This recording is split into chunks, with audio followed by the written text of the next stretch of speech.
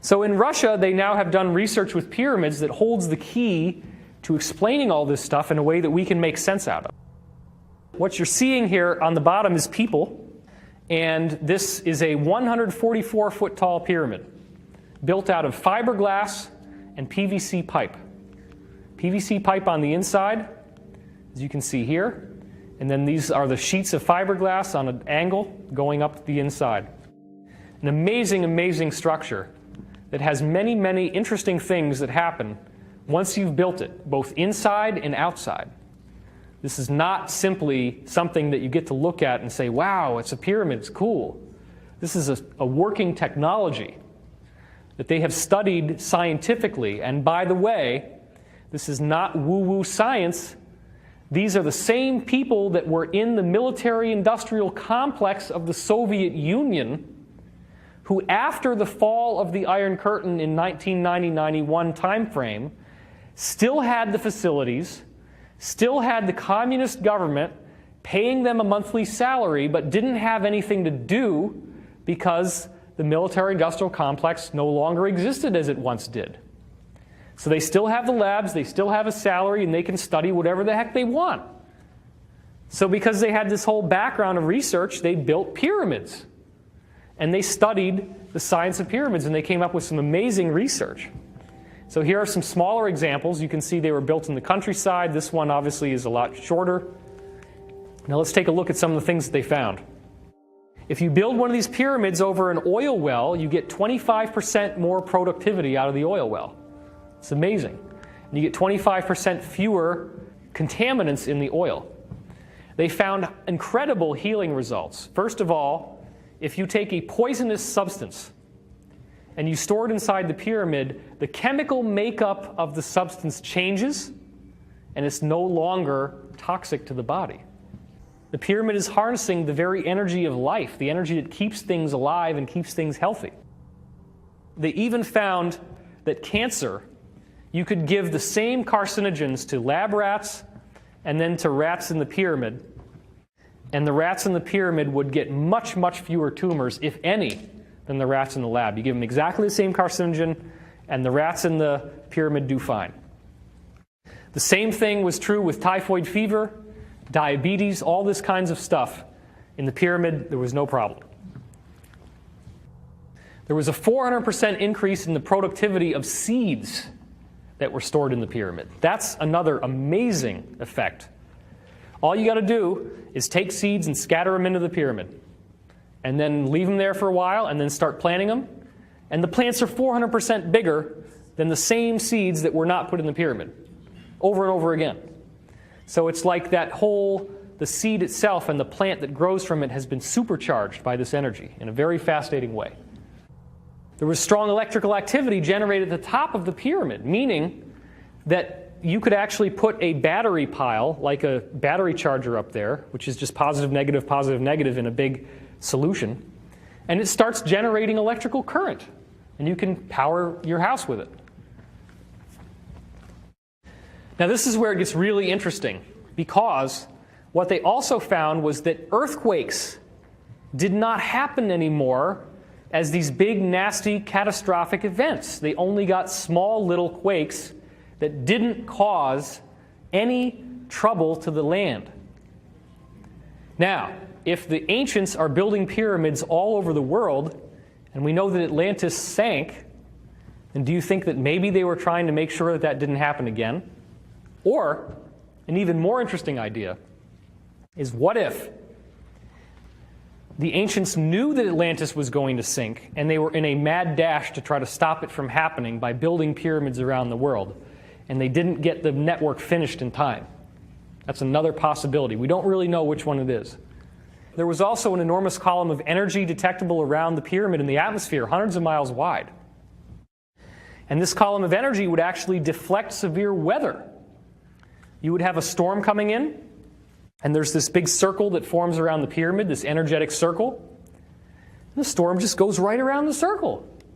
It's incredible. So, what does this start telling us about the nature of weather? Think about that for a minute. What is weather? What is a severe weather activity? It's a torsion field, right? It's a consciousness thing. Earthquakes. Earthquakes, to some degree, are related to this torsion field because if you have this pyramid which is regularizing that flow of energy, then you no longer get earthquakes anymore. The ancient teachings tell us that the earth is alive and that bad weather and bad problems are the result of the earth being upset with us, that we create a disharmony. And the disharmony that we create is what creates the bad weather and the bad earthquakes and the volcanoes and all that stuff. And the pyramids were able to make all this stuff happen. The Russians took granite that looked like salt and pepper.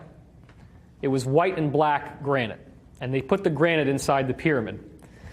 And then after a while, they took the granite out and they built jail cells with it. And what they found was that the prisoners who stayed in the jail cells made out of this specific granite were much more well-behaved than the other prisoners. The prisons that were built, where the cells were built with this granite, those prisoners in those prisons they all got off of alcohol and drugs. They all started to get along with each other much more than the others. And the problem is that the translation was bad, and we thought that it was actually salt and pepper that they were feeding the prisoners. But it turns out that salt and pepper is actually granite. So that's a mistake. So this proves that there is a connection between the consciousness of humanity and the consciousness of the earth. Earth changes are not something that's happening randomly. We're also, oh my God, global warming, what are we going to do? Oh, we got to use solar power and stop driving cars and stuff. Well, obviously we should figure out how to get cars running on water, and I was talking to you about that technology. That already exists. We could desalinate the oceans very easily with some of these technologies.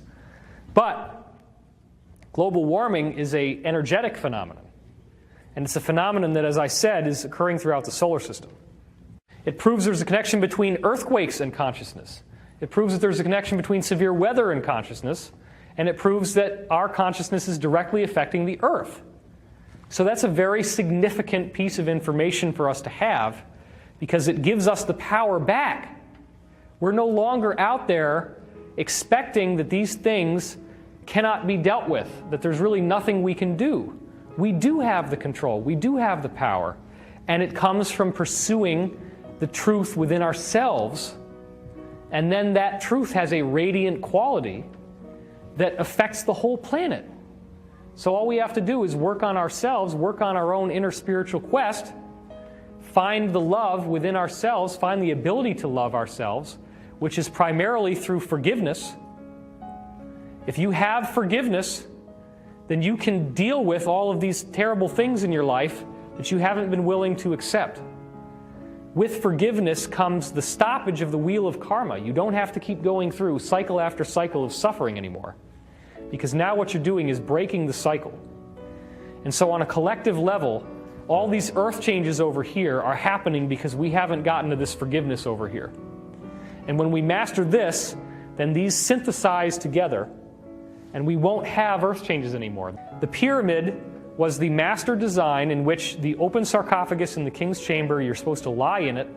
You have an out-of-body experience where you then face your own shadow self, projected to you as this monster that you have to wrestle with in the astral plane. And if you successfully can forgive and accept that part of yourself that appears to be evil, then you get the healing. Now, this is what's happening to us as a planet. What do you think that projection of the part of ourselves that looks evil is in the planet right now? The New World Order, the Illuminati, the government. If you are angry at the New World Order, if you are angry at the Illuminati, if you hate them, and if you're out there afraid of them, they're winning.